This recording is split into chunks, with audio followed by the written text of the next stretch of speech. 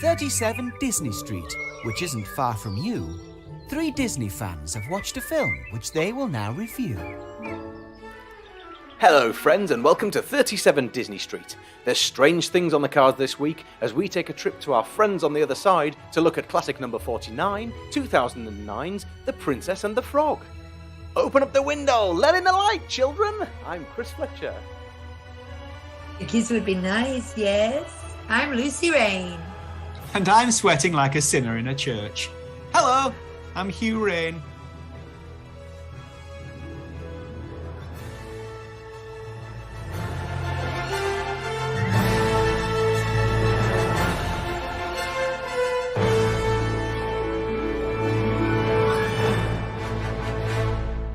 Still haven't worked out what to do with that bit yet, have we? Yeah. Yeah. Now, I know that I've lost a bit of weight recently, but I've just realised I look like I'm very tiny next to you two. Yeah, you did. Is that better? Chris, audio listeners, Chris has made himself huge on our video version. I've returned myself to a normal size now. There you go, that's better. How are we both? Very good. Now, You're okay. but Chris, how are you? Because you've had your first jab and you were illing a bit earlier today, weren't you? Yeah. Do you know, at the beginning of the day, I thought I was going to have to say, look, we need to have another week off recording the classics, because obviously we missed last week because Lucy was without voice. But she's all back in with voice again now. But yeah, I've been having dizzy spells. I had my jab on Thursday at the McAlpine Stadium, that's called the John Smith Stadium now in Huddersfield, and it was very pleasant. You know, there was no real queue. There wasn't any waiting around. It didn't hurt when they put the needle in. Like, I didn't even feel it, and I was okay. And then on Friday, I felt a little bit queasy and like not great. I haven't had a temperature or anything or headaches particularly, but I've just had a little bit of nausea and dizziness, and today I felt really quite faint. But I don't know. I'm all right at the moment. I feel pretty good. Yeah, you know. Good. Yeah. Well, you look fine. Thank you. Well, actually, yeah, Chris, because we see you every week, but we dropped off a present for your son last weekend, and we didn't say this at the time, which we should have done, but when we got in the car, we said, Chris and Laura both like looking very trim. Well, you know, between us, we've lost like 3.5, nearly 4 stone since February. So yeah. Wow. It's been That's really a bonny. easy actually. Like it's bizarre, and I'm not going to say how or why or what we've been doing, but basically, this guy who's become this YouTube sensation during lockdown has particularly for kids has started this whole whatever health kick type thing, and it's all about the exercise and eating better, and rather than doing like your Slimming Worlds and stuff where you can eat unlimited food but it's all carbs, it's just healthy eating and decent sized portions, and we've never felt hungry. We're eating really nice food. It's been great, really, really good. And I feel well healthy apart from that stupid illness from being stabbed in the arm on Thursday. That's all rather inspiring, isn't it? Yeah. And speaking of sticking needles into people, like you would do with a voodoo doll, today we're going to talk about The Princess and the Frog. Nice. Good work. I really do look very tiny next to you today. I know Is it because I'm leaning forward? It could be, and I'm not. So I'm just going to gently increase myself slightly because I kind of look like, you know, the shrunken heads in Beetlejuice. Yeah. Well, that's what I feel like anyway. Anyway. While you're doing that, shall I give you a little background on The Princess and the Frog? Yeah, let me play some music first. Some very apt music, in fact.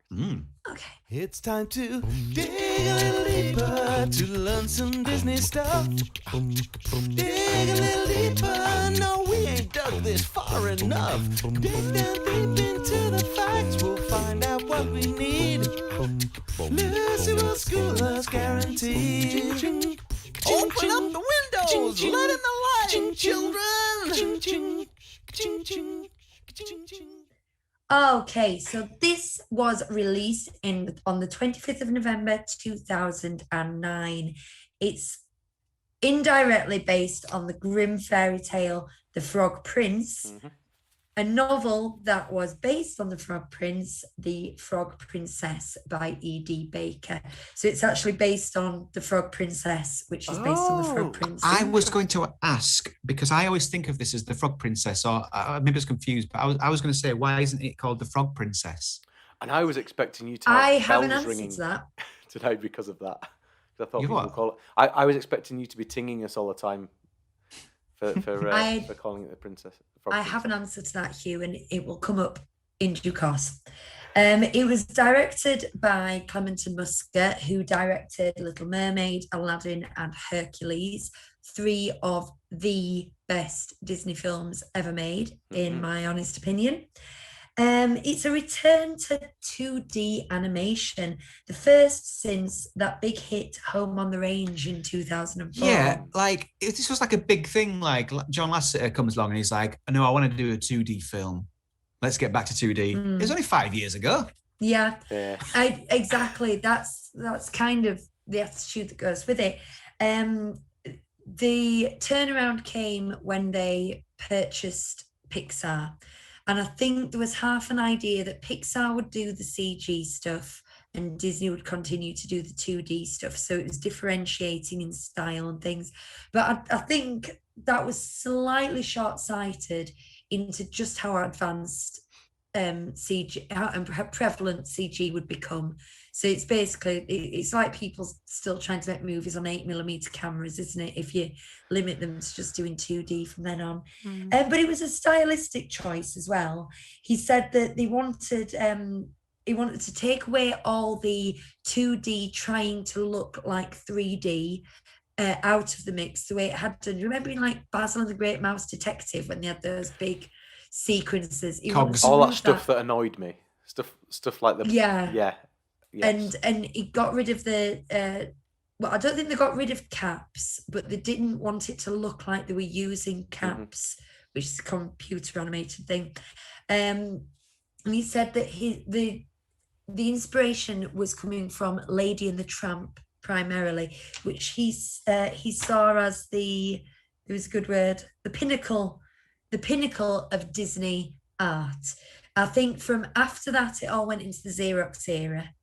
Before that, the Golden Age it was very, very labor intensive, wasn't it? But to have those painted backgrounds and that line fluidity in the characters, that's what they were going for when they made the decision to go back to 2D. And we can talk about all that when we get to animations. There's a lot to say about what that brought to the film, isn't there?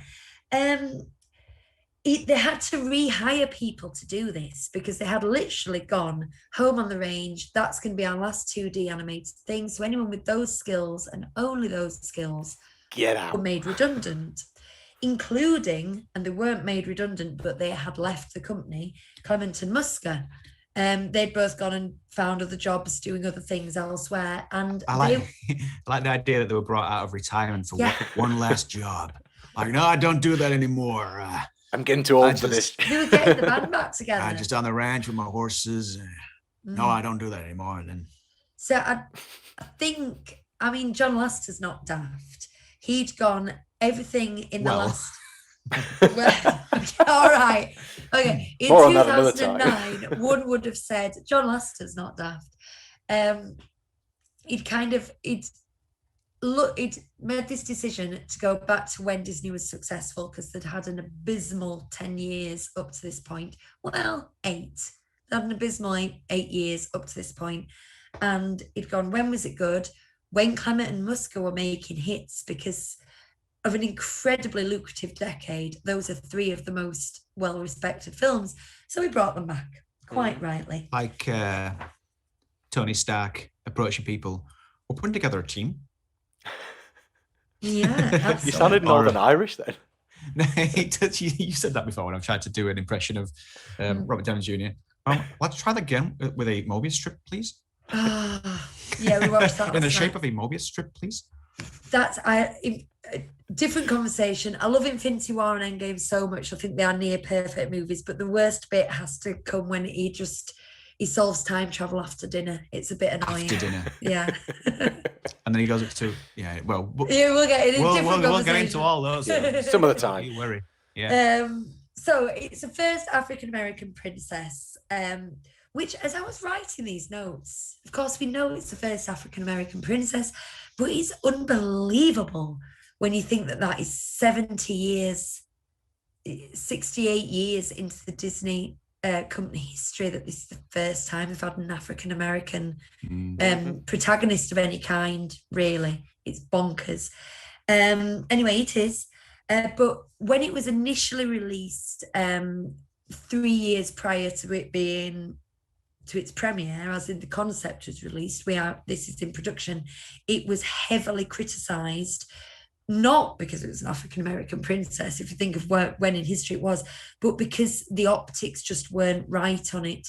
Now, a few things that were criticised was Tiana's original name was Maddie, and this sounded too close to Marmee, which is the traditional name of a black nanny, isn't it, within a family, within a Southern family, and they felt that was quite reductive.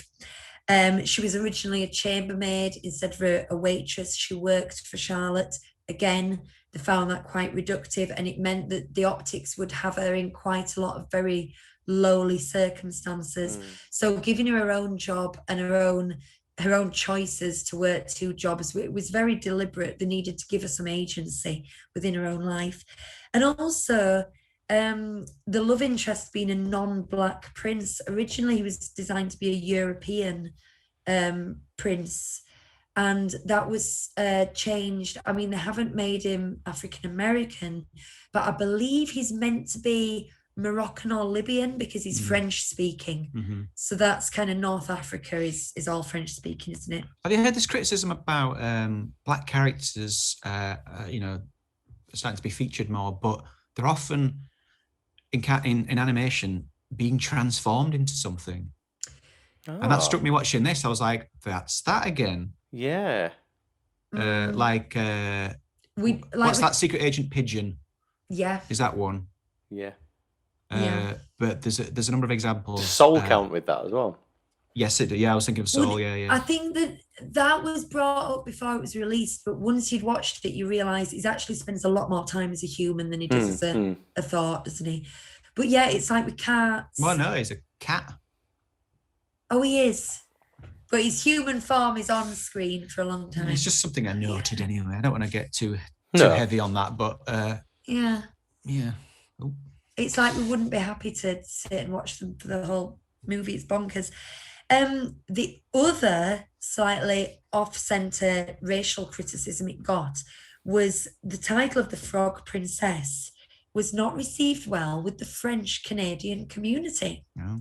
Because it was just the Frog Princess was seen as a racial slur towards the French, so that's why they swapped it. Okay. Down to the Princess and the Frog. Yeah. Huh. That's the answer. That is the answer, and it did have a working title of the Frog Princess, and that is the reason it was changed. So there you go. Don, amongst all this, Oprah, bless her, was brought on as a consultant during the story writing. This is after all this initial controversy, because she is apparently the spokesperson for What Offends Black People. There you go. That's Oprah's role within this. And then she was also given a speaking role. Do you know who she was? She was the mother, wasn't she? She was Tiana's mother. Yeah. So that's brought me on to the casting. That's how and why Oprah was cast as Tiana's mother. Anika Noni Rose was from Dreamgirls, was cast as Tiana. But also in the offing were Alicia Keys had actually actively, once she found out there's an African-American princess, she'd actively contacted Disney and said, me, please, me. But they'd already cast Anika Noni Rose at this point. Jim Cummings plays Ray, known for doing, these days does most of the Winnie the Pooh characters. Pooh and Tigger, yeah. But he does ER as well, doesn't he? Does he? Maybe. Wasn't it the guy who plays Mike Ehrmantraut in Breaking Bad who did ER? Yeah, he has done it, in the film. Oh, in the live action film. Yeah, he has done it. Right. And then we also have... I think it was, yeah. Who else is in this film, Chris? Are you going to say Where's Welker? Welker? Is he? He is. He's on the Wikipedia page. Well, there you go. I do it via IMDb, and he wasn't listed as having been in it, so I haven't even got the jingle ready. So if you hang on a second.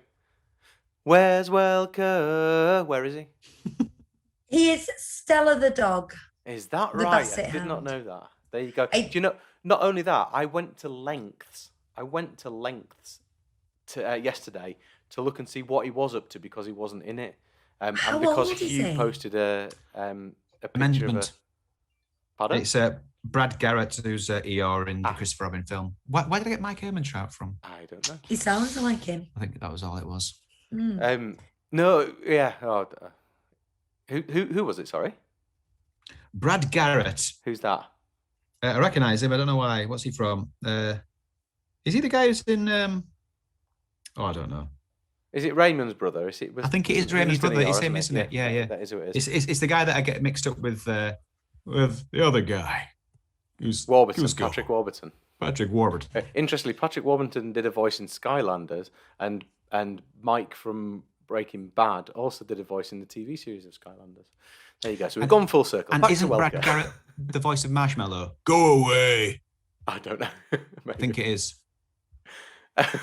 We are pinging all over the place. Yes. Voice of Marshmallow. Don Hall, who would go on to write and direct Big Hero 6, was the head writer on this. It's not. Paul Briggs is the voice. Oh, hang on. I don't know. Whatever. And he said he wanted a princess movie for those who don't like princess movies. So that was his MO when he did this. Excuse me, I'm going to hiccup again.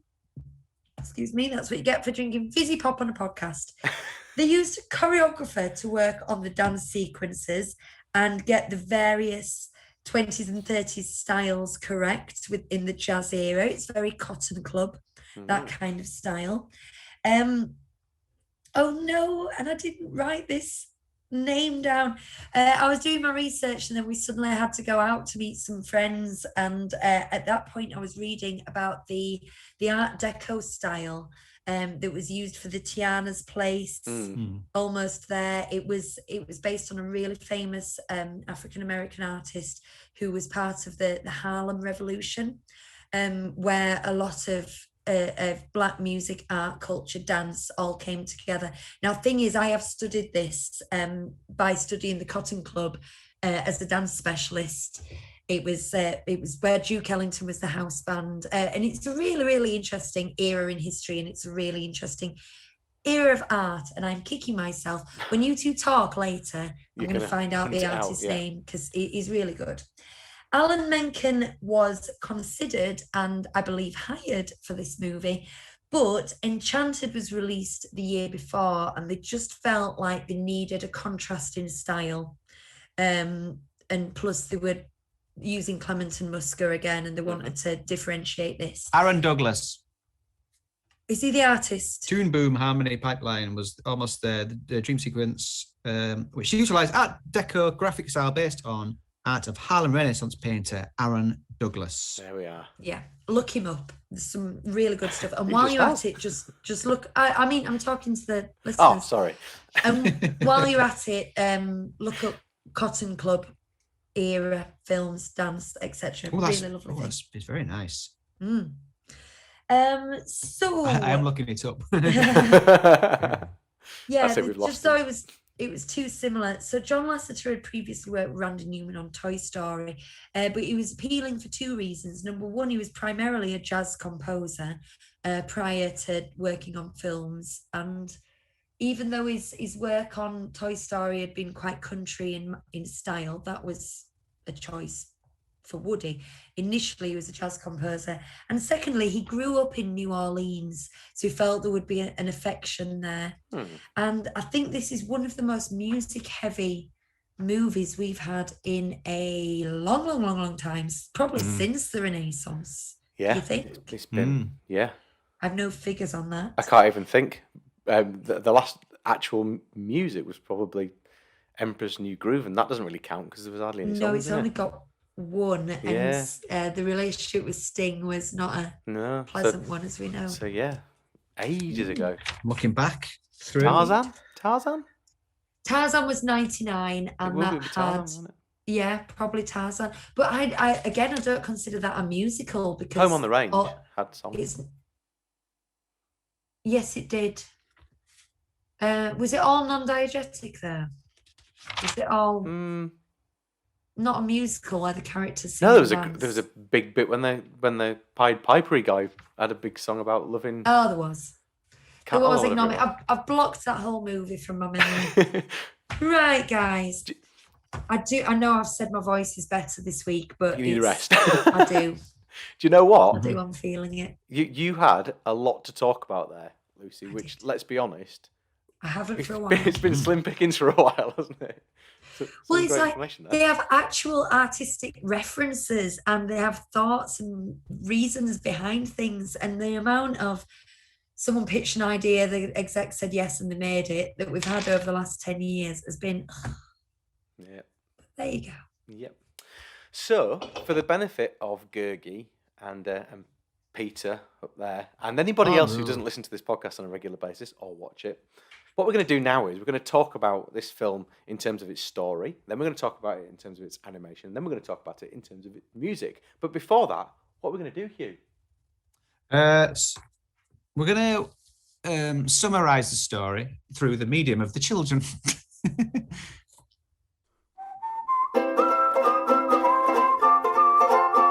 We just watched Princess and the Frog. The Princess and the Frog is about a person who wants a restaurant, and she said when she was a kid, she never, ever, ever would kiss a frog.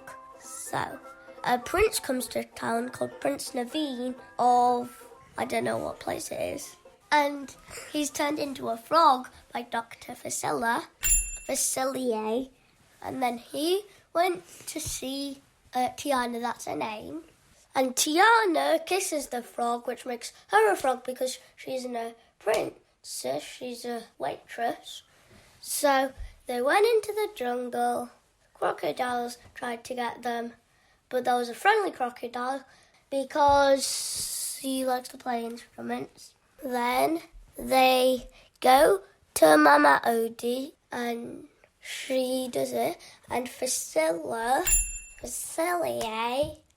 lets these shadow monsters come. They learned what they needed to do. They needed to get to Tiana's friend before midnight, and then she would kiss Prince Naveen, and then Tiana and Prince Naveen. Oh yeah, I forgot to add one character. Their name is like Ray, and it's a firefly. For those of you that can't see this, which is everyone, Lucas is waving his hands around in a firefly motion. Then Tiana and Naveen get married, and Ray was killed by Facilier.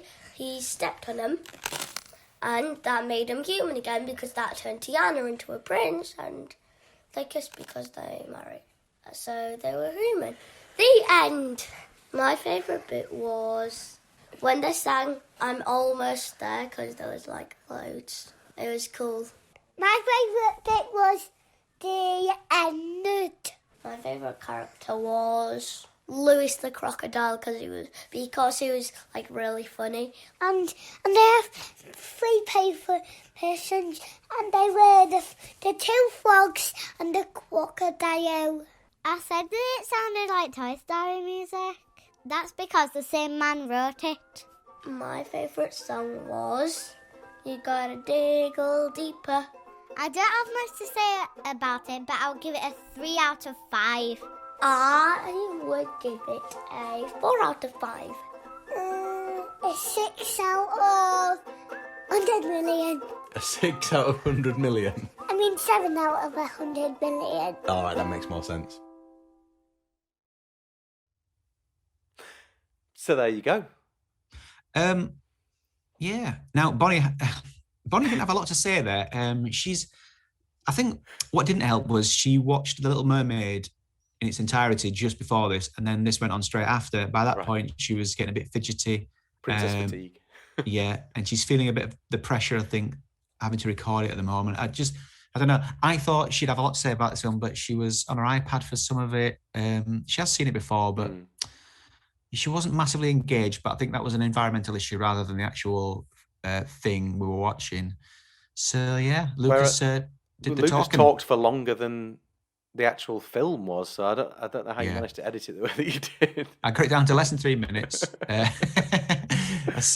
even sped it up a little bit to get it under the 3 minute mark. But there we are. Do you know what? When he's off on one like that, when he's talking about literally everything that happens, it's actually easier to like just go, right, we don't need that. But if he's doing 1.5 minutes of absolute gems, then I've got to keep them all. So it's easier if you just let him go. It off. Yeah, absolutely. Yeah. And Bonnie said like 10 seconds worth of stuff. Right then. Shame. Should we go into the story then? So it's time to discuss how the story goes. I know it can't be worse than Oliver and Co. It's really hard to nod our heads in time. Yeah, in the same we were direction. trying to. Any listeners? We were trying to for the video. We were trying to nod. But halfway through, we realised we were nodding our heads from side to side, and I tried to join in, and for some reason, I really struggled. But I'm not actually in between you two right now, but you two are actually next to each other. So if you were going the same way as each other, it would have been right. So I'm not quite sure what happened then, Hugh. It's mirror teaching. It's difficult. It is very difficult. Anyway, story. Yeah. Go on. Well, here's the thing about this film. Previously, when I've seen this a couple of times before, but the location didn't really appeal to me. It was kind of something I didn't really know too much about. And sometimes you think, oh well, that's good. Like, let's get to know about it. Sometimes you think, oh, maybe it's not for me. But you know what's got me into this world, this New Orleans world, and especially this Disney version, is just because we almost stayed at Port Orleans in Disney World, but we had to move it, and now we're at a different resort. If we go, and that's actually got me into the idea of the place. And so this time when I was watching it, I was like, oh, I get it now, which is ridiculous. It's like saying I get it because we almost stayed in a Disney resort, but it is a Disney film, so that kind of counts. Yeah. And so this time I was like, yes. And the lushness of the bayou and everything, just suddenly I found massively appealing, where I haven't before. Well, so for me, I'd not seen this film until something like 6 months ago. It was one I was really looking forward to because I'd heard good things about it. But I didn't know where it was set. I knew very little about it at all. So the first time I watched it, I watched absolutely agog, because as a kid, and like, I hate James Bond films. Just I'm going to put that out there right now. But as a kid, I absolutely loved Live and Let Die. I mean, I passionately loved it. And I know Jane Seymour probably had something to do with that. But I just loved that film. And it gave me this love of that New Orleans style brass band, of the whole kind of idea of the bayou and all, just everything about it. I just loved the whole voodoo side of things as well. Then as a kid also, I played a lot of Monkey Island, and Monkey Island, as well as being a pirate-based computer game, is also, there's a lot of voodoo and stuff in it. So this just straight away appealed massively to me. And yeah, I love the whole setting. I absolutely love it. And I do love a jambalaya. Oh, I've been to New Orleans. Ooh. And it's very like that. I've been around the French Quarter, not during Mardi Gras. I think it was just after Mardi Gras. And we also did, because basically we were on a Caribbean cruise with my parents for their 25th wedding anniversary. I was about 15, and we did a port excursion. So it was a bit like it was a coach trip. You get 20 minutes here and 20 minutes there.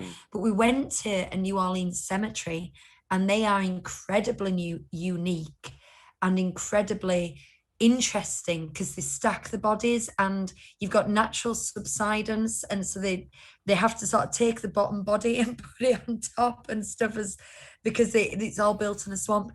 And so to watch it and recognize it, to be able to recognize those balconies and the style and the width of the street, but all the sequences that take place in the graveyards, which I remember vividly being so interested in, was fabulous. So I don't know. I don't know where to go with the story here. Do we I don't- start telling it like we normally do? Like, because the first thing I would like to say is this: that the whole bit where she's with her dad making the jambalaya, and is that what it's called? Got that right? Gumbo. It's because you said Gumbo, yeah. jambalaya a minute ago. But when they're making the gumbo, and then she runs outside and goes, "I've made gumbo," and everybody all comes together. That whole community spirit there, I just love it. You've got instantly this really warm feeling about all of the characters, everything that's going on there. And I know we'll talk about music later, but they've got this whole kind of like this theme going on with it, and it just really sets the scene beautifully well at the start, I think. That was an addition from Don Hall. They'd got the frame of the story, but they wanted to give her more than financial ambition. They didn't want it just to be she was poor, so her ambition was to be rich, and that's why she wanted to open the restaurant. So really playing heavily on, she wanted the restaurant to bring people together, that food was love, that food is part of a family experience. From all Was walks of very, life. very deliberate. It's great, that, isn't it? And so I'm really glad that you responded to that, Chris. I completely did, It and worked. I mean, that's what's so alluring about her as a character. Just right off the bat, from the beginning, you're invested in her as a person. As a little kid, you're invested in her and who she is, and you see what her father's like, and as soon as you see her growing up, you see all those traits of him in her, and her ambition and her drive and her purpose is just so clear. I love that. I love the way that they define that character. I just love it. So I might be skipping ahead a bit here. I had the same response, Chris. She's one of the most admirable, what's the word, role models as a princess that I can think of. In fact, she's just kind of become one of my favorite princesses this morning through watching this. And one of my problems with the story is I don't think Naveen is worthy of her, even with his character arc. I don't feel it's quite enough. No. I get why he would fall in love with her, but I don't see why she would fall in love with him. It's interesting you say that, because again, we've skipped a big chunk here, but when they're traveling with Lewis down the bayou, and they're talking, and she's talking about how driven she is and how he's never worked a day in his life.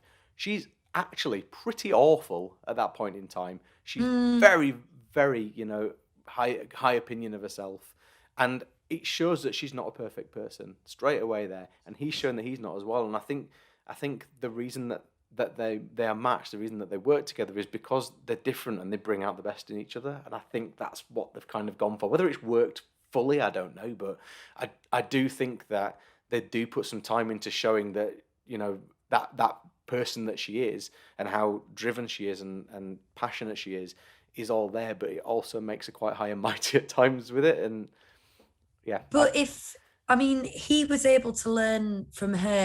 I thought the dicing the mushrooms was a good pathway for him. He was able to learn from her something about that, valuing things and earning things and the joy in that. If she'd been able to learn from him the importance of living in the moment and smelling the roses, if that had been the lesson that they'd settled on, I think I would have been satisfied. But he didn't really do that either. He loved jazz and he loved having fun, but I don't think he appreciated that kind of freedom and that enjoyment. He knew that she didn't have it and he did. He could do what the heck he liked. He was just running around having a laugh. She was doing the opposite, but it wasn't quite, I don't know, worthy enough, I think. Yeah, all right, I'll give you that. I was actually quite surprised, when the guy says a little woman of your background, and I thought, there's only so far they can go into that in a Disney film, but I was glad to see it wasn't completely swept under the carpet. That was an issue, was that guy saying that to her. So I thought it was a bold move, and I liked it. I liked, that issue being brought up, even in that minor way. But well, one thing that was not brought up at all is this is meant to be set in the Deep South in the 20s and 30s, when it was in the full throw of the Jim Crow laws, and that isn't touched on at all. In fact, when they show Tiana's place in both the flashbacks and the big finale, it's multiracial, which it wouldn't have been. That must, I mean, the people at Disney knew that was a decision they made, and I suppose it was a decision they had to make, because, like you say, they can't go into the wheres and the whys and the rights and the wrongs of it. But I don't know how certain communities would take of that whitewashing.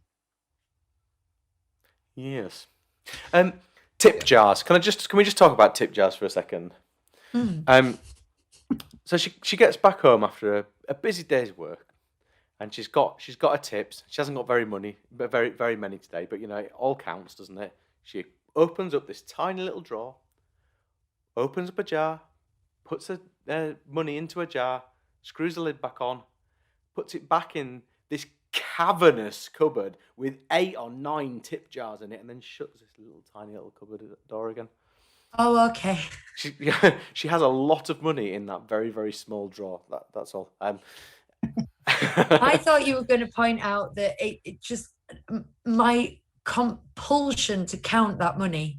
It was all just in random. She'd no idea how much she got. She's saving up for a restaurant. Do you know what I do? No idea. The kind of thing I would do, I would lay it all out on the floor in the toilet so I could look at it while having a poo. Don't you hate when what's her friend called? Charlotte. Yeah. Don't you hate when Charlotte goes, "Here you go, make me some bayonets," and throws money at her? Yeah. Isn't it just horrible? I know it's beignets. It's kind of beignets. Sorry, yeah. Isn't it? It's kind of a. You should have dinged me then, Hugh. Let you off. And it's a nice thing because suddenly she's got the money to buy the place, and that's great. But the whole kind of thing behind it is just a bit awful, isn't it? Yeah. Stop what you're doing and go make me some food.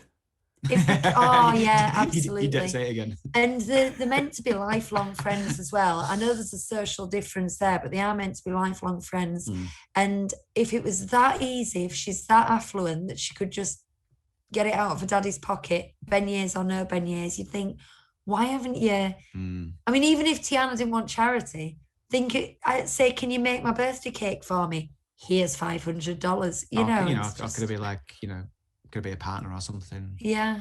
Here's exactly the money you need to buy the property that you want. It was a bit vulgar, wasn't it? Talking of Charlotte, the first time I watched this, which is probably 2010, if this came out 2009, I thought that she was going to be a villain all the way. And I was genuinely surprised when we got to the end of the movie and she wasn't. And now that I watch it again, I find her quite sweet and amiable. But she's set up to be awful, isn't she? Well, there's some nice gifs of her. She's quite gifable, but that's because she just never stops moving. In that, I think it's the same scene again when she's there with Big Daddy in the calf restaurant place. She's just. It's horrible to watch. It's really horrible to watch the way she's just like jittering in front of him the whole time. Tell him, Big Daddy. Tell him, Big Daddy. I wanted to pull my eyes out a couple of times with how overly energetic, particularly her, but other characters as well at times it was just too in your face. I found it quite jarring. I liked the way they introduced her. So after she turns into a frog. I like the way they introduced the fact that they can talk to the animals because they're floating away in a balloon and a dog chases them. And just as the dog jumps up to bite, she says something to the dog and the dog goes, "Tiana." And then as they're floating away, she says, "I just understood that dog." And it's like, "Oh, we don't have time for that." But I just thought it was just a neat little storytelling device of them just introducing the idea, so that's kind of exposition of that out the way now. Like, they can talk to animals just because that dog went, "Tiana." Very clever. I liked that. I thought it was I didn't notice that when I'd watched it before, and but I did notice it this time. I thought it was very clever. Yeah. So I'm just darting around at this point. And actually, do you know what? Watching it, I need to sit and watch this again properly because I've watched it 3 times now, and I'm still piecing it together. I'm still like, hang on a minute, when did he turn into a frog? Hang on a minute, when did this happen and that happen? There's still some pieces of the puzzle missing for me. I think I always kind of, I don't get a handle on where Ray comes in. he's kind of he's suddenly there. He just isn't floats he? in and then he's with them the whole journey. He's the best mate, and they're crying at his funeral and things. Oh, that was a great moment. So we're about, I don't know, 50 minutes through the film yesterday. Laura has sat down when it's been on before, but never really watched any of it, fallen asleep or not really been paying attention. Lucas goes, Ray's going to die, you know. Laura's like, spoilers. Absolutely. But the thing is, his death, it's one of the saddest in cinema. And the way it's done as well, just a little crunch under the shoe. It's just like he's nothing to Facilier, and he just crushes him under his foot, and it's horrible. And when his little light goes out, I know. But Evangeline. Yeah, it's worth it in the end for that payoff. It is. It is. How do you find him as a character? I love him. Ray or Facilier? Ray. Sorry, Ray. Ray. I love him. I just love him. I'm not keen visually. I don't know. He's a bit icky to look at. But he's all gummy, isn't he? But like if he was real, he'd probably be gross and a bit smelly. But because he's like a Disney character, I just want to give him a hug. He's got big expressive eyes, and I love him. It's his voice that I find a bit. I don't know. I don't know what I would have done differently, if I'm honest. I don't have a clue. But there's something about the voice that just doesn't sit with anything else in the film, and I found it a little bit strange. But I really do like the character, and because there's so much heart there, isn't there? You know, it's just constantly just. Yeah, I just think he's a great character. I'm just not particularly happy with the voice. But also, what they do with him is good. I think this being in love with the star eventually, I think that's just lovely. And when we get to music, we'll talk about that as well. But is he needed in this story? It would, if you took him out, reworked a couple of scenes, would you miss him? I think, well, he doesn't drive the story forward really, but those moments and the payoff of his star appearing are so nice. Little subplot. Like there would that little dash of magic would be missing from the film if it didn't. I think you're right. I think the magic would be missing. So I think if that's all he's there for, fine. Maybe he could have been integrated a bit better, but it's still worth it him being there. Okay. Yeah. Can we talk about voodoo? Do you do voodoo? I do voodoo. Do you? You could have said Hugh as well at the end. Hugh? Oh, you were so close there. Yeah, I love the whole idea of voodoo and stuff. I said this already. So I was absolutely on board with this. And wherever you have a Facilier type character, you have a Madame Odie? Yeah. Type character as well. This seems to go hand in hand. You have this evil, horrible guy, and you have this nice, magical, mystical woman.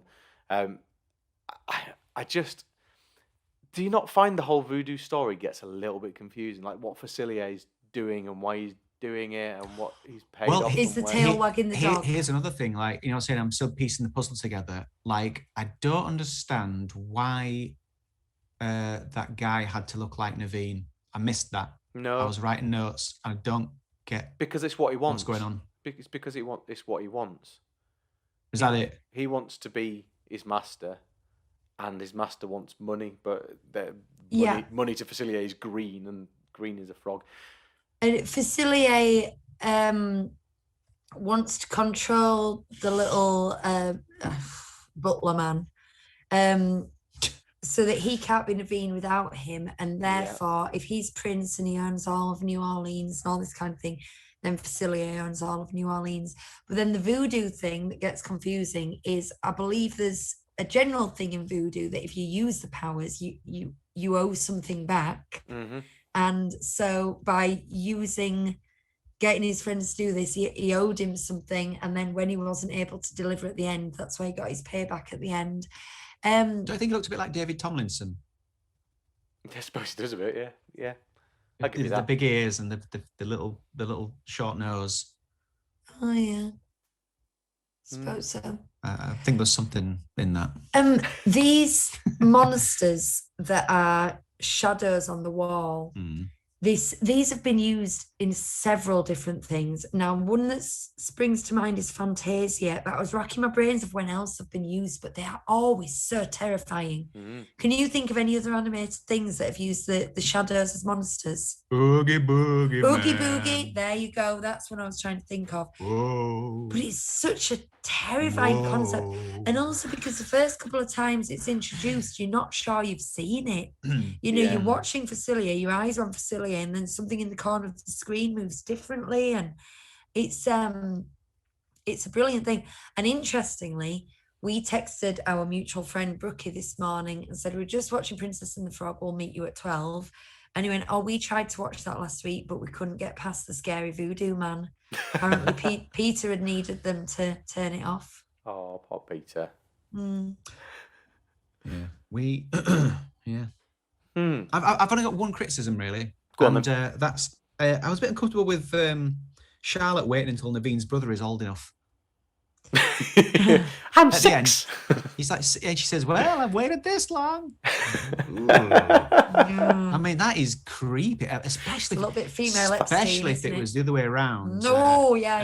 It's like Padme creepy, isn't it? Yeah, like, you know, all that whole, like, you know, waiting for Charlotte Church to come of age, that whole creepy thing. It just made me raise my eyebrow. I know it's a little comical moment, you know, and it shouldn't read too much into it, but I just thought that's a bit. It's not even a comical moment, actually, because if you take away that awkwardness of it, what it basically means is she wants to marry into royalty and have all the money. So it's all just about money. So she's learned nothing from this whole journey. But then I guess she wasn't really involved in the journey, was she? Any criticisms I have of the story, I think are nitpicking, really, because I thoroughly enjoyed this film. There we go. Should we score it? It's a hidden gem. Yeah. Who wants to go first? I'll let you two go first because I'm a bit undecided. I've got a figure in mind, but I want to hear what you guys think. I think this is an underrated Disney film. I think a surprising number of people haven't seen it, and I'm not entirely sure why. I think the story is strong. It's not without faults in places, and unfortunately, I don't think it'll ever be a Little Mermaid. But having said that, I'm going to give it an 8. I think there are some. We haven't even talked about the crocodile. What's it called? Lewis. Yeah, there's some great characters in this, and great characterizations. We've talked in the past about weak voice acting, and as much as I wasn't keen on Ray's voice, it wasn't a criticism of the performance there. I think there's some really strong performances in this throughout. I think it's a great story. I just think that maybe the whole voodoo story is just it's not firmed up enough, so none of it's quite clear what's going on or why it's happening. And so for that reason, I'm going to give it an 8. I'm going to give it a 9. I was close to giving it a 10 because I enjoy it so much. But then, like I say, it's after 3 watches, I'm still not. The story's still not clear enough in my mind where I'm like, hang on, why is he doing that? I think it's just enough for me to give it a 9. Cool. As opposed to a 10, but it's close. Animation? Let's look at the animation, the characterization, and don't forget the background and the style. Yeah, man.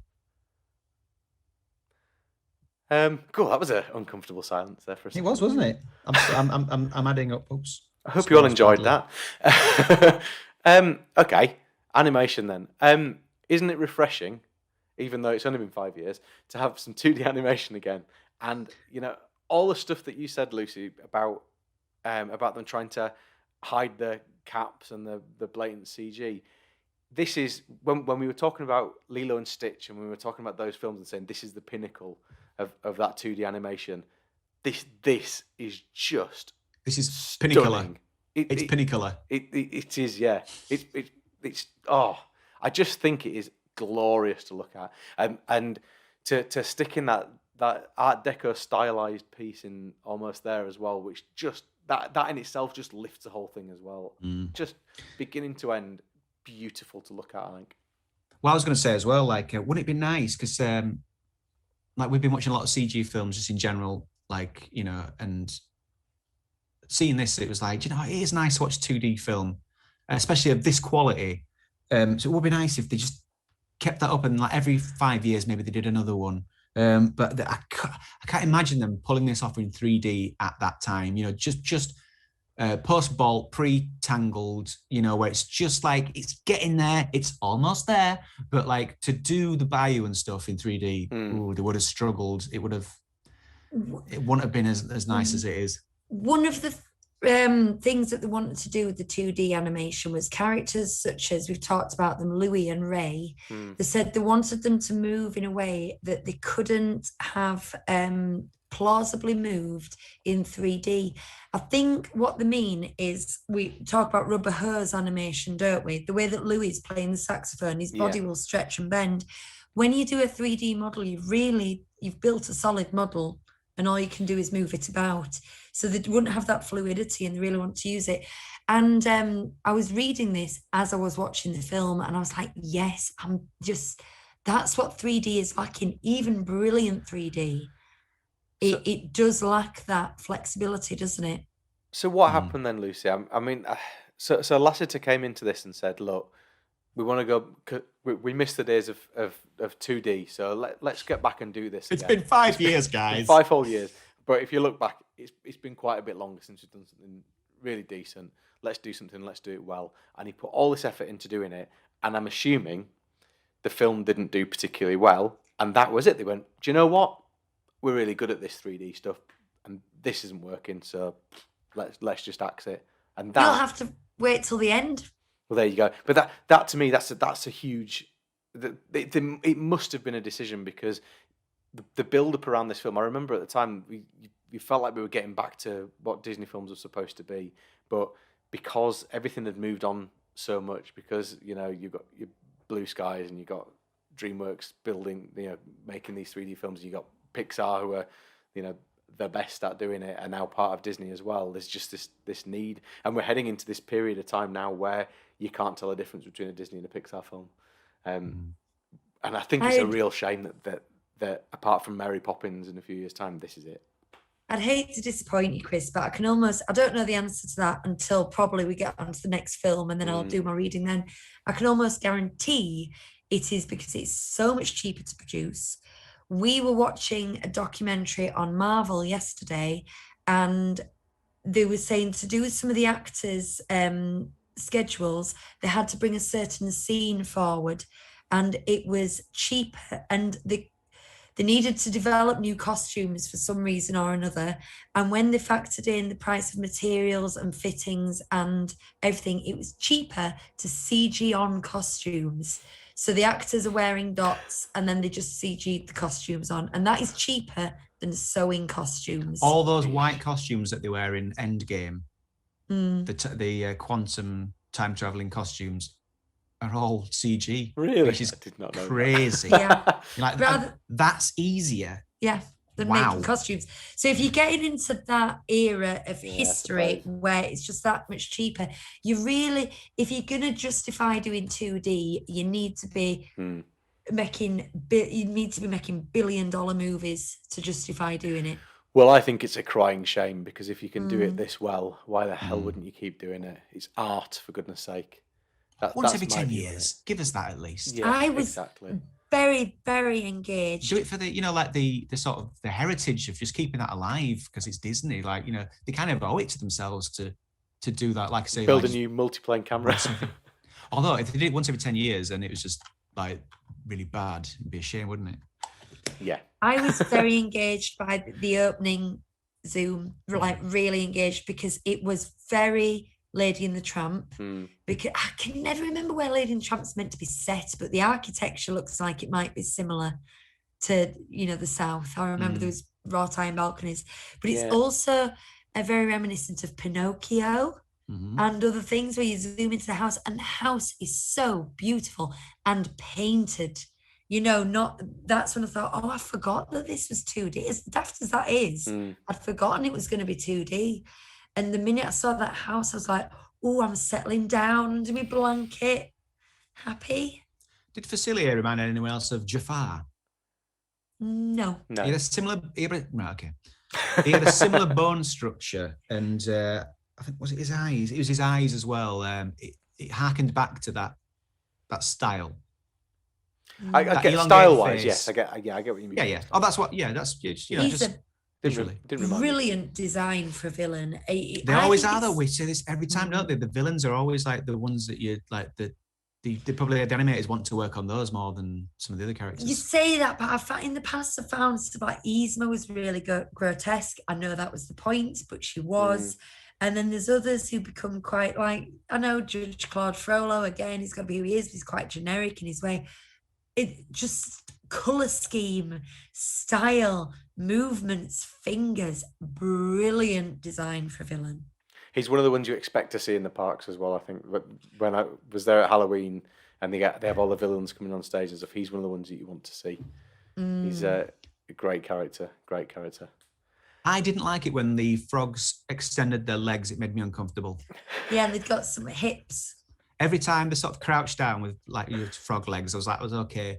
And then they spent a lot of time with them fully outstretched, just walking around, and it looked so odd. I know the kind of, it's, because the humans as frogs, but doing the Charleston. It just every time it happened, I was a bit disappointed. I thought, oh no, just sit down, would you? With your long legs, it's weird. Do you know what I really liked? In the Almost There sequence, the way that they transform the whole warehouse, whatever you want to call it, the whole building, and they make it look like it's going to look when they build it and stuff. That whole transformation in that, it just the way they moved it was brilliant. And similarly, the transformation at the end when they become human again, I think it's rather glorious. It's beautiful to look at. There we are. I love the design of Mama Otis' boat in a tree. I really like, and it's they're all magical settings. They're all really magical settings. Here's a hot take for you. I think I've said it before. Tiana, I think Bonnie looks like Tiana. Whenever I look at Tiana or adult Tiana? Adult Tiana's face. Okay. When I know she's your kid, so you're not going to think this at all, or you might, but to me, every time I see Tiana, I think it's just Bonnie. It just looks like Bonnie. This is big enough an image. I am. I need to look at her. Are you in Pinterest? Yeah. This I can see that. I can see that. Radio. I suppose a bit. Maybe. I can't explain it. Laura said no. But you know, sometimes someone just reminds you of someone, doesn't? Yeah, they do. That's exactly I think it's just one of those. Yeah, I can't personally see it, but no. Oh, I will say she has some of the best outfits. Does Tiana? She's got like 5 costume changes, and they're all amazing. Like her green dress at the end is fabulous. Her wedding dress thing with the little white stripes, fabulous. She's a fashion icon. How do we feel about the kiss at the end transforming? It's quite a hot topic at the moment, isn't it, with Snow White and California and everything? Any thoughts on that? Be more specific. Well, but just that they get they're happy and fine and everything, but they get everything they want when they kiss. Right. Okay. Right. I think by that point they've earned it because they didn't know that was going to work, and they'd made the decision to stay as frogs and just be together and still handle. Nice, so I think that I know this is story really, but it's nice, isn't it? That bit I forgot to talk about it before. Yeah, nice. This one's okay. Yes. I've been following the California thing with one raised eyebrow, and that seems like I don't know the origins of that, like where that's come from and who's wanting to change it. But again, it's one of those things where there seems to be more people complaining about it than complaining about people complaining about it than there are people complaining about it. So that's why it's trending and that's why it's become a thing. And like I read a thread today, and all the comments were saying, oh, this world's gone crazy. I can't believe it. A bunch of snowflakes this, bunch of snowflakes that. And you think, where are the snowflakes? Who are these snowflakes that are actually complaining? Because maybe a couple of people have looked at it and thought, this is, maybe we need to address this. And now it's like a whole big thing, as usual. Yeah. It's what like, happens, isn't it? Yesterday on Twitter, I saw loads of people saying, like, why is Rule Britannia trending? Because you've just said it. Yeah. Every person that's just said it because you've just said it. And as you look down the list, it's just people saying, I can't believe this. I can't believe Rule Britannia's trending. Because you've said it again. I'm sorry, I've taken us down a horrible path. Shall we rate the animation? 10. 10. I don't think it's quite a 10 for me. There is some bits where it does look a little bit flat. I'm going to give it a 9. It's 2D, of course it's flat. Yeah, fair enough. Music. Touché. We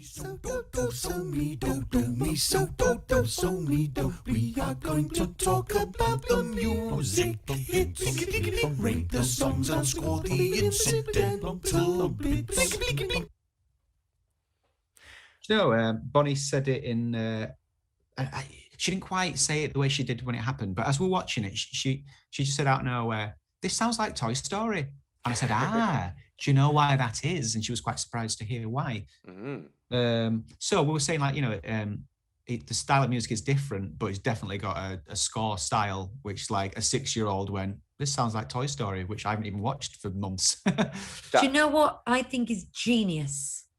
The opening crawl is a Wish Upon a Star song with a star. Yeah. But it's got that little, the semitone little changes that make something most definitely jazz that you don't hear in anything else. The melody itself is a jazz melody, even though it's not loads of rolling saxophones or anything. It's just got that jazz twist. And instantly, it's just like shorthand for going Disney, princess film, but it's a bit different. I love it. Yeah. It's very, very Randy Newman. Very, very. I mean, the New Orleans song in particular is just classic, explain everything that you can see Randy Newman song. But do you know what? And so that is not my favourite song. I'm just going to put that out there. But there's a table in the kitchen, film a podcast with some lights. Yeah. But Almost There is absolutely class, and Dig a Little Deeper is just I put that on in the house on a regular basis when I just want to have a bit of a dance. I just love it. Absolutely. These songs are abnormally memorable. Yes. And all of them. There isn't one where you go, I don't like that one. They're all good. I will say though, they all are recognisable as Randy Newman, and you might say, oh, that's not a bad thing. Bon Jovi is recognisable as Bon Jovi, but there does get a point where sort of 2/3 of the way in, there's a melody that sounds like another melody. And I don't mean in a sort of deliberate John Williams way. I mean, it's another Randy Newman I complained about this in a Disney film a while ago. And be Sherman Brothers, and I argued and with you were both like, no, that's deliberate, that's the thing, that's like, they have motifs. I was saying, no, it's not motifs. It's a similar like musical style that just they can't, like, they're sort of tied to, that they can't escape, like they've got certain melodies. But this does have a musical style though, because it's all New Orleans jazz, and so there's that, and there's Randy Newman, so you've kind of just you've got that, you're stuck with it. It was Beauty and the Beast. Oh, okay. Yeah, and you were like, no, so Lucy. But there's a lot of songs in it, and there's the one that Ray sings that's not the Evangeline song. So the first song he sings, Going Down the Bayou, that one. No, is that it? Oh, maybe it is. I think it is. Yeah. He's not there. Is he? Yeah, they're all taking him down the bayou. Oh, okay. It's all of the Fireflies, isn't it? But there's loads of songs that come thick and fast. You've got the When You're Human, ba, ba, ba, ba, ba, and then you've got Going Down the Bayou, and even just singing then you could tell it was the same. and it just comes too soon after it. And I almost thought it was like a reprise of the same blooming song again. So for as much as I do love the music, I think it's one song too many, because you really start to just feel that repetitiveness. Yeah, I'm I just think looking at the soundtrack. I think you're kind of right. It moves musically. It moves at such a lick of a pace. There's no time between songs. Facilier's song comes in after almost immediately. They're just straight in, bang. Let's get on with this song. Let's set this plot up, and then bang into the next bit, and so on. And all the stuff in the bayou.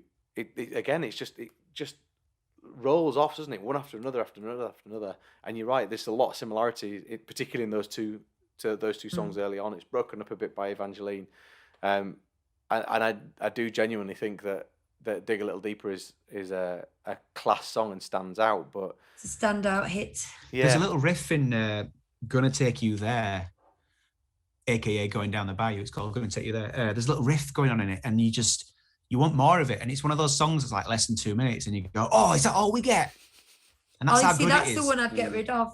That's the one that just won too many for me. Yeah, it's got like a dee diggy diggy dee diggy diggy diggy dee thing going on. You're like, yeah, come on. It sounds like Benny Hill.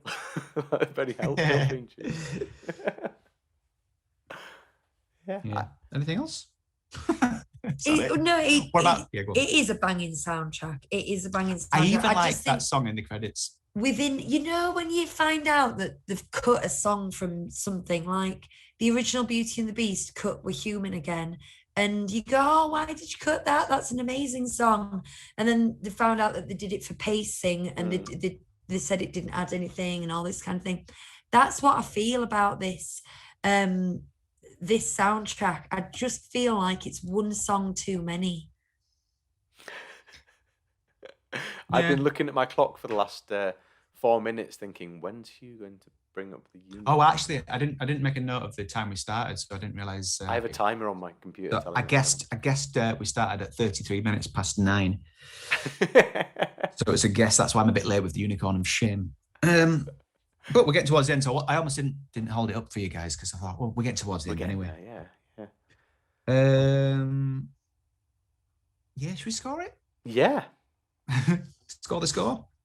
I'm going to give it. I want to give it a 10, but not that I think there are too many songs, but there's some of them that I'm not so keen on, and it is very Randy Newman. And as much as I like some Randy Newman, it's a lot of Randy Newman, so I'm going to give it a 9. It's very Randy. I'm going to give it an 8. I like I say, banging soundtrack, couple of songs too many, and you can hear the author's voice too much, I think. Well, you're saying that, but imagine if he was singing in it, like in Toy Story, you know.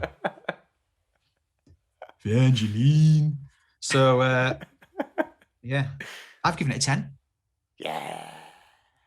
Wow, this is going to be a heavy hitter. I mean, I've scored it 29 out of 30. Whoa.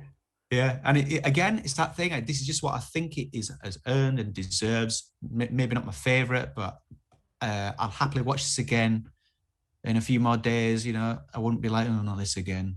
Yeah, I was really looking forward to watching it again today, I have to say. What's that like then? Are you going to do IMDb first? Yeah, IMDb. Well, I'll tell you the box office first. It had a budget of 105 million, and the box office, it took 269 million worldwide. So it's a box office hit, basically. Maybe not the hits that we would be seeing 5 years later, with the likes of Frozen and so on. But at the time, it was a very decent earner for what had been a bit of a failing studio. The IMDb score is standard 7.1. On Rotten Tomatoes, the critic score is 85 and the audience score is 74. But what do we think?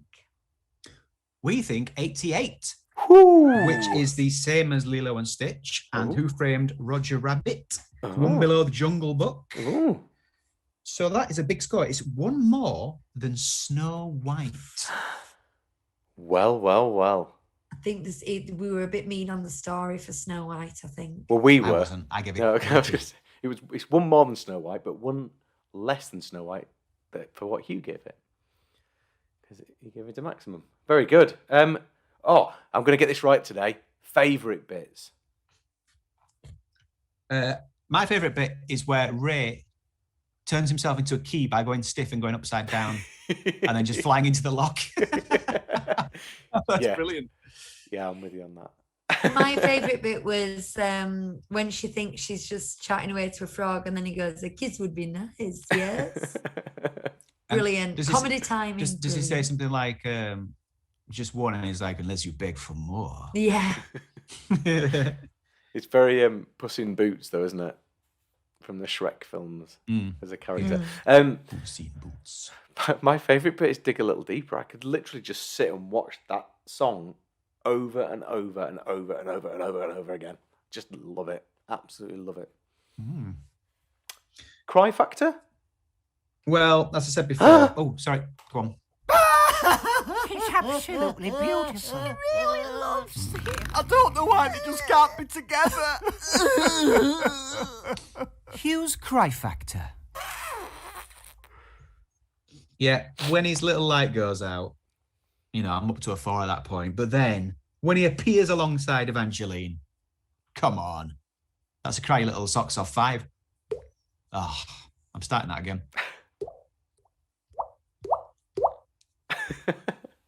Excellent. Full 5 teardrops from me on that one. We first watched this in a cabin at a holiday. What's that place called? That Diamond Resorts place. Oh, did we? Is that where we first wrote? Yeah, up in Cumbria. Pine Lakes. Pine Lakes. That it was on the TV there. I think Lucy was getting ready. Sounds like the set of a horror film. And I was like, yeah. So we asked some people on Twitter what they thought of it. We had one of the replies I was going to read was Brookie saying I knew it. Just in the nick of time, Caitlin Jackson sends a response. I was like, where's Caitlin Jackson today? But she's never actually let us know if she actually listens to the show, if she just catches us on Twitter. But I'm very grateful that you always reply. Yeah. Andrew Palmer said, hated it when I first saw it years ago with the voodoo and plot, but watched it again recently on Disney Plus, and now I want that restaurant to exist. Yes, mate, me too. I think it's going to in New Orleans, Scott. Yeah, I believe Maybe so. that was just someone's suggestion. No, I'm sure I've heard that. Did I complete that thought earlier? I was going to read Brookie's out in this, but you said it earlier. So you started saying that, and then you started talking about Caitlin. I got distracted. My favourite comment is from Bob Sangwell, who says, "Sorry, I couldn't comment. We had real people visit us this afternoon and discovered we had lost the power of speech." So he can't tell us what he thinks. Caitlin Jackson says, "I love it. As a Louisiana native, it is practically a requirement." Oh, Caitlin, we didn't know that. There's a comment under there from her that she had, "I'm excited for the retheme of Splash Mountain. I am, you know what, having watched it today, it's still we've our reasons for liking it aren't, there's some awful mud being thrown at anyone who said, I like that ride. We just like it because it's got some cute animals in it. To us, we don't catchy songs. We don't understand. We didn't understand the accents until we'd seen, Song of the South. Song of the South. And we're not immersed. We just thought it was like a cute culture woodland in America, thing, and we don't get all that. We just enjoy that ride. So, but I've always been like up for this retheme. I just wish we could have both. I'm up for it. Like, just get this. I'm up for it if I can ride it one more time.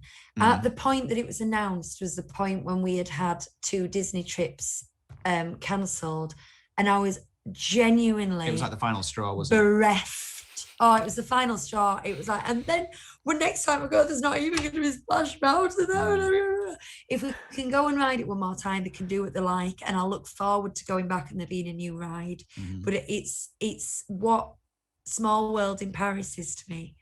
That's what that is to me. I think it is to a lot of people. I think that's why people are so vocally, or some people are vocally opposed to these changes. It's not about any of the rest of it. It's people have a fondness for the ride, and and literally a fondness for the just the sort of mood you're in with the singing birds, and like you sort of like in a canyon, and I just love all that. Anyway, but she said she's excited for the retheme, though the pedant in me must point out that if there is anything Louisiana lacks its mountains. A lot of people have said this. It's a very flat state, and they're going, let's do a Louisiana version of a mountain ride. I don't know what that's going to be. Anyway, just don't shut it before August. Please don't shut it before August. Because one thing is, every time we have a cancel and rebooking, I'm thinking, but we are gonna get to Splash Mountain, aren't we? And then worse, if it's just closed, at least if it was rethemed by the time we get there. but it wouldn't be, would it? It would be shut. Just be shut. And Bonnie would be very upset too. Yes. Okay. Right. Any other business from either of you guys?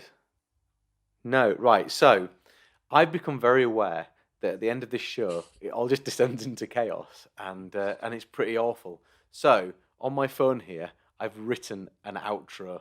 Now it's quite long, so settle down. Here we go. The sun is setting in the bayou, and my beignets. I've got it right this time. Yes. My beignets are ready to come out of the oven. So it's time for us to say our goodbyes. Don't forget to follow us on Facebook, Twitter, and Instagram, and YouTube. We even have a Patreon account if you want to subscribe and throw us a few pennies to help us with our running costs. Next time, we'll be talking about the one we've all been looking forward to. Classic number 50, Tangled. Until then, thanks for stopping by. See you real soon. How's that? Is that a good outro? Brilliant. Does that work? Maybe What do we do now? Just say goodbye. Strange voices. Well, I should have just pressed the music and gone. What's going to happen now is it's going to descend into chaos like it always does. But it's just that I've done an outro a few seconds ago. I'm just going to say bye. Yeah. See you later, everybody. Bye.